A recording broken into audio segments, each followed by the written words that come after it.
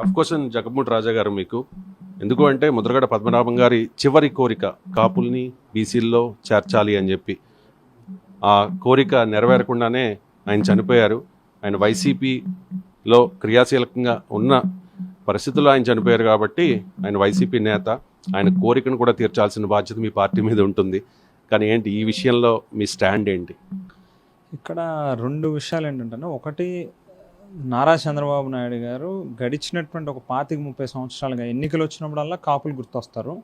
కాపులకి రిజర్వేషన్ ఇస్తానంటాడు. ఎన్నికలు అయిపోయిన తర్వాత ఊసే ఎత్తాడు. ఇంకా చెయ్యనిది చేసినట్టుగా, చేసినది చేయనట్టుగా చూపించేటటువంటి కార్యక్రమం చేస్తాడు. ప్రత్యేకించి కాపుల మీద కేసులు పెట్టి జైళ్ళలో పెట్టినటువంటి సందర్భాలు ఎన్నో ఉన్నాయి. మరి అయితే ముద్రగడ పద్మనాభం గారు ఈవేళ జగన్మోహన్ రెడ్డి గారిని ఎందుకు ఎంచుకున్నాడు, జగన్మోహన్ రెడ్డి గారి బాటలోనే ఎందుకు నడవడానికి ముందుకు వచ్చారు అని అంటే, జగన్మోహన్ రెడ్డి గారు చాలా స్పష్టంగా కాపులకి బీసీల్లో చేర్చడం అనేటువంటిది అది సులభతరమైనటువంటి విషయం కాదు. ఇది కేవలం రాష్ట్ర ప్రభుత్వం పరిధిలో ఉన్నటువంటి అంశం కూడా కాదు. ఒక పక్కన కేంద్ర ప్రభుత్వం సంబంధించినటువంటి సహకారం కూడా ఉండాల్సినటువంటి అవసరం ఉంది. న్యాయపరమైనటువంటి చిక్కులు ఉన్నాయి.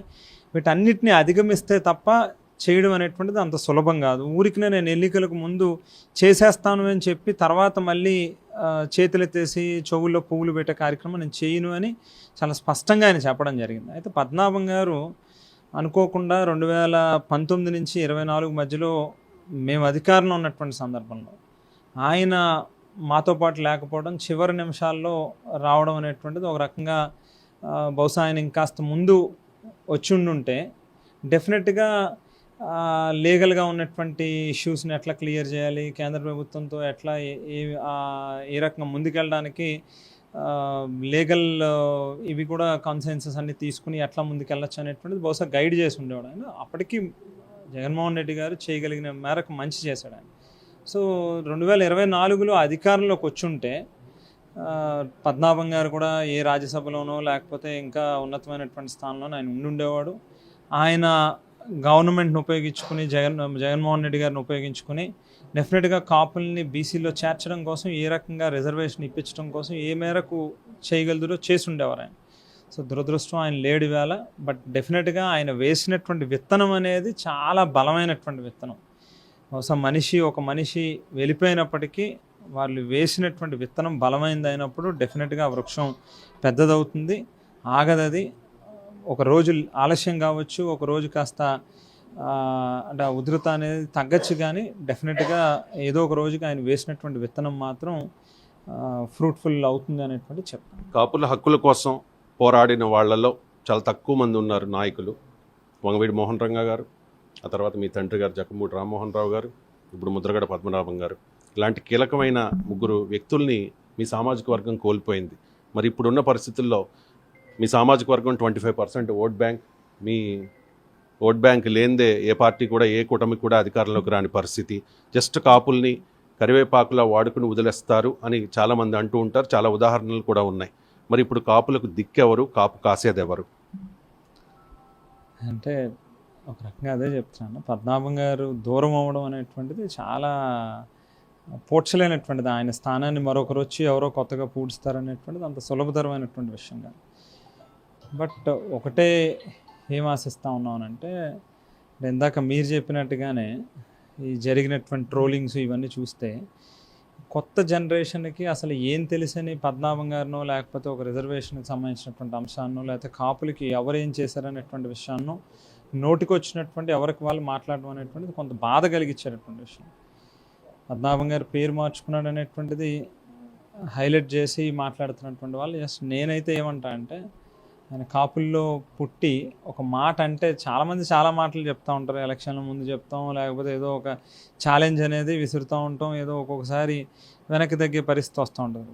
బట్ పద్మనాభం గారు అందులో ఎక్కడ రాజీ పడకుండా పేరు మార్చుకున్నాడు అనేది కూడా నేనైతే చాలా గొప్పగా, అసలు మన కమ్యూనిటీలో అట్లాంటి వ్యక్తి ఉండడం.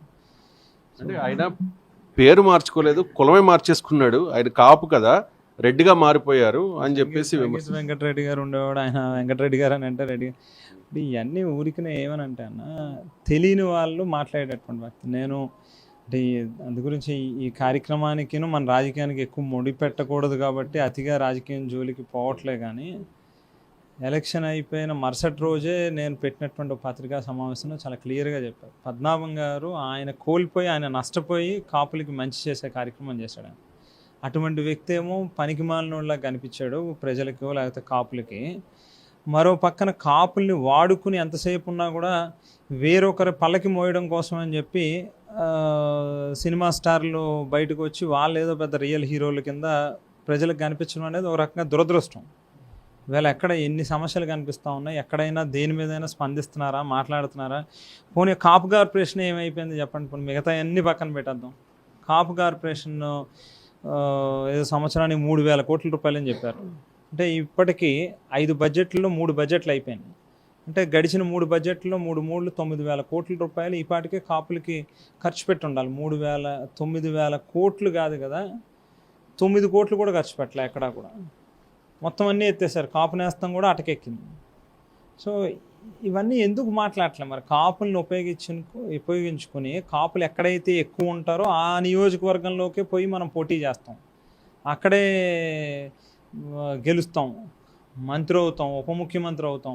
అయిన తర్వాత ఏదో దాటిన తర్వాత మాట మార్చినట్టుగా కాపులతో ఒకటి గురించే నేను రాజకీయాల్లోకి రాలేదు, వాళ్ళతోనే నాకు పని లేదని చెప్పి మాట్లాడాను.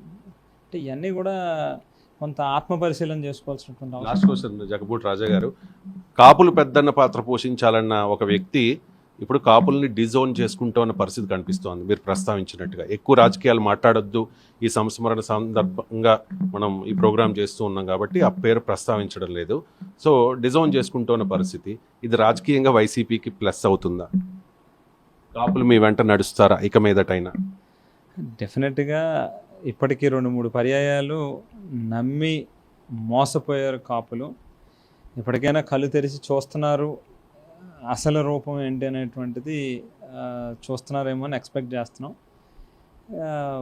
వాళ్ళకి విడిచిపెట్టాలి ఇంక, అంతే. ఇంక లేదు మనం పిచ్చి సైకోలాగా ఏదో సైకో ఫ్యానో లేకపోతే ఇట్లా ఏదో కళ్ళు మూసుకొని పోయి ఇంకా లేదు మాకు ఇదే కావాలి అన్నట్టుగా వెళ్తే దానికి ఎవరు ఏం చేయలేం. వాళ్ళని కూడా ఆలోచన చేసుకోమని చెప్తాను. ఫైనల్గా కాపులకు మీరిచ్చే పిలుపేంటి? పెద్ద ఆయన పద్మనాభం గారు దూరం అవ్వడం చాలా దురదృష్టం. ఆయన చూసి నేర్చుకోవాల్సినటువంటి పాఠాలు ఎన్నో ఉన్నాయి. కొత్త తరం వాళ్ళు కూడా పద్మనాభం గారు చూపించినటువంటి బాటలో నడవాలి, ఆయనను స్ఫూర్తిగా తీసుకుని మనం అందరం కూడా ముందుకు వెళ్ళాలి అని చెప్పి తెలియజేస్తాం.